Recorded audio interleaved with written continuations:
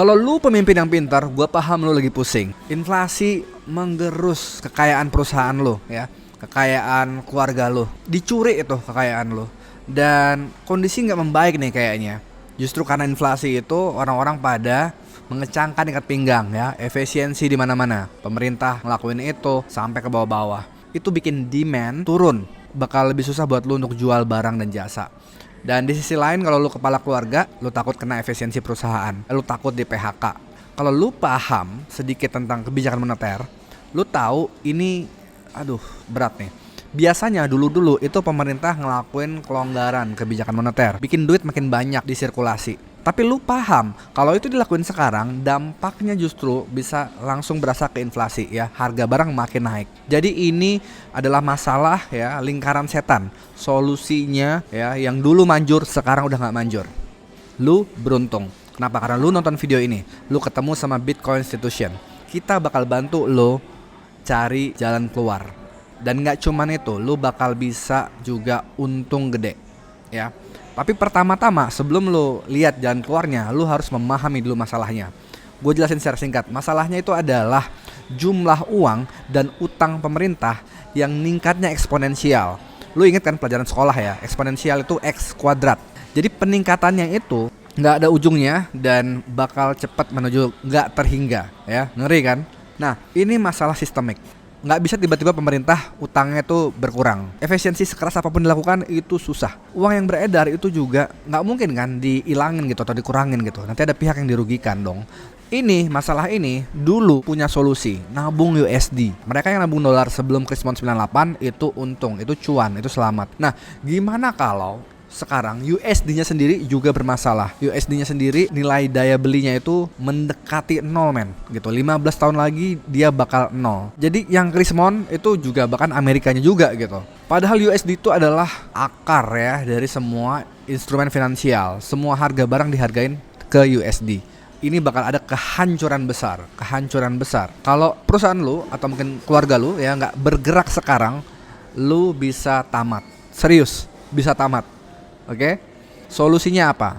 Kan udah paham nih masalahnya kan? Solusinya apa? Solusinya adalah uang yang nggak dikontrol siapapun ya, yang nggak di bawah negara apapun, uang yang netral. Oke, yang jumlahnya terbatas. Karena tadi masalah dari USD adalah jumlahnya yang bukan cuma nggak terbatas gitu, meningkatnya eksponensial.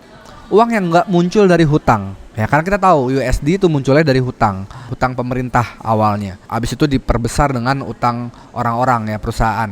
Uang yang jumlahnya terbatas, nggak terkait sama hutang, udah lama ada, namanya apa? Emas, perak. Kenapa solusinya nggak nabung emas dan perak? Kenapa? Karena emas dan perak itu udah nggak bisa lagi jadi uang di masa sekarang ya, nggak praktis lagi dipakai buat transfer antar eksportir importir gitu. Bahaya ya, bawa uang, ngirim uang pakai kapal, pakai pesawat. Ya oke, mungkin lu bisa naik kekayaan lu, cuman akhirnya sistem bakal hancur juga gitu. Ada solusi yang selain bisa memproteksi kekayaan lu dari kehilangan ya akibat Krismon gitu atau inflasi deh sebelum Krismon ya. Ada solusi yang bahkan nanti bisa jadi uang masa depan. Ya, bisa dijadikan uang masa depan, menggantikan USD yang sekarang jadi uang internasional, uang ekspor impor. Solusi itu namanya Bitcoin. Yes, Bitcoin. Gua tahu ini sesuatu yang baru, butuh waktu buat memproses gitu kan. Mungkin ada pertanyaan ini itu gitu kan. Namanya juga hal baru ya. Tapi udah diterima sama institusi finansial besar. BlackRock itu banknya bank loh. Dana pensiun, insurans semuanya nabungnya di BlackRock. Mereka pro Bitcoin. Mereka paham bahwa ini bisa jadi alat untuk melindungi diri dari jatuhnya nilai uang yang tadi berdasarkan utang ya. Yang dedengkotnya tuh ada di USD ya. Gue di sini nggak nyalain pemerintah Indonesia gitu, karena pemerintah Indonesia hanya ngikutin sistem yang diset sama Amerika. Nah, pemerintah Amerika sendiri itu juga udah pro sama Bitcoin. Beberapa negara bagian ya, atau provinsi di Indonesia itu udah nabung Bitcoin. Perusahaan-perusahaan kayak Tesla gitu, dan bahkan klub bola PSG yang di Paris ya, yang menang Liga Champion itu nabung Bitcoin sekarang.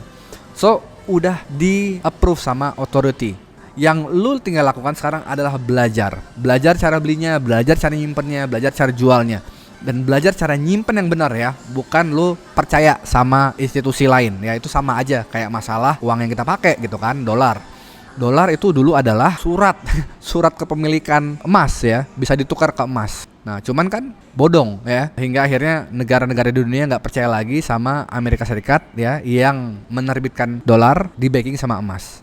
Ini Bitcoin bisa langsung jadi uang yang dikirim, ditransfer, nggak usah butuh kepercayaan. Oke?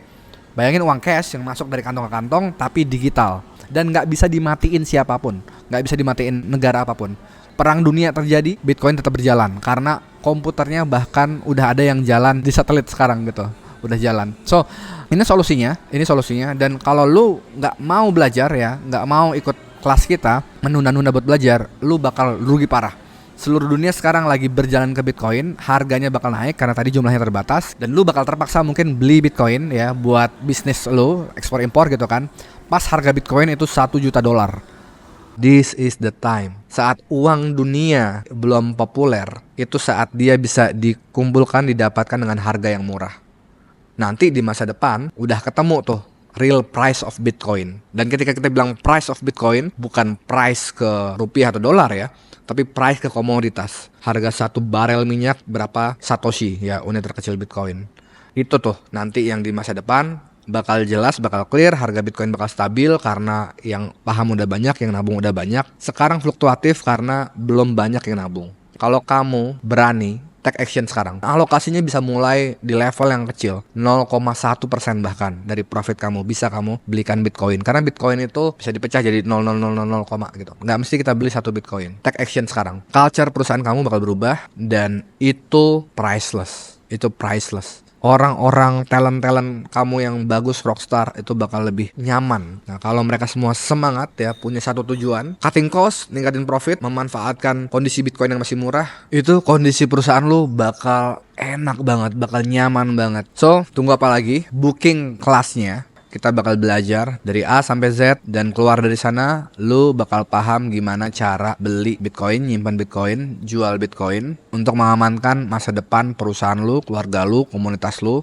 dan semua hal yang lu pimpin. Karena tugas utama pemimpin adalah memastikan keamanan orang-orang yang mereka pimpin.